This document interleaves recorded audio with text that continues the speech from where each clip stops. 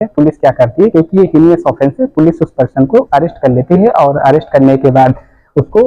Judicial custody में jail भेज देती है। कभी कभी ये भी चीज देखने में आती है, पुलिस को कुछ चीजें उसको रिकवर करनी होती है ड्यूरिंग इन्वेस्टिगेशन। जैसे मान लीजिए कोई मर्डर का केस है, तो उसके पास जिस आर्म से जिस हथियार से जो चीजें की गई है, हत्या हुई है, तो वो उस चीज को पुलिस क्या करती है, रिकवर कराने की कोशिश करती है। तो कभी कभी पुलिस क्या करती है कि अगर 24 घंटे में, क्योंकि पुलिस क्या करती है, किसी पर्सन को 24 घंटे से ज्यादा वो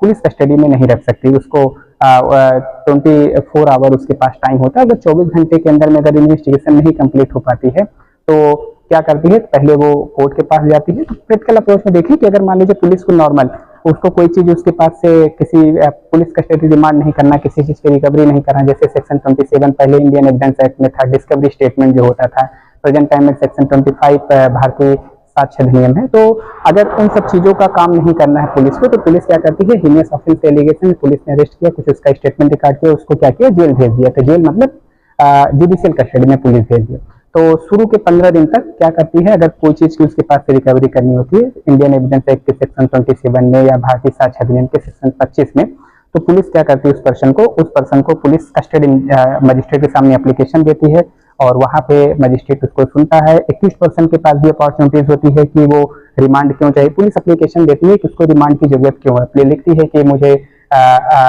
इस पर्सन से इस जगह पे इतने दिन का मुझे रिमांड चाहिए, इस चीज को मुझे रिकवर करना है। तो डेफिनेटली 21% के पास भी अपॉर्चुनिटीज होती है कि अपने एडवोकेट के माध्यम से उस पर ऑब्जेक्शन फाइल कर सकता है। तो मजिस्ट्रेट दोनों पार्टीज को सुनने के बाद क्या करती है, उस पर्सन को 21% को क्या करती है, पुलिस कस्टडी में, अगर